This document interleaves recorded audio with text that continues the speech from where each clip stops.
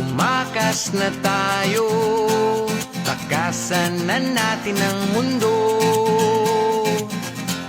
Magtago papalayo sa mas tahimik at payapang mundo.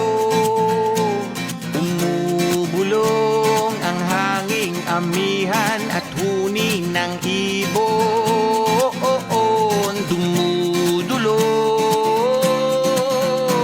at tinatawag na tayo ng bundok.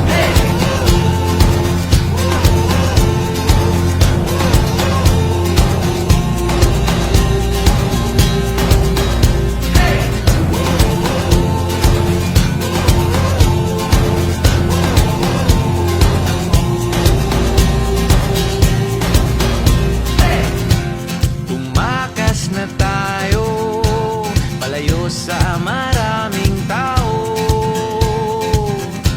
Tumiwalay at magtago sa maingay at malabong mundo.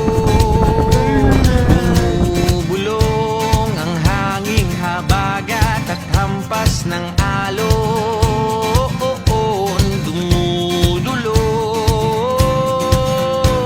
at niyayakag na tayo ng karagatan.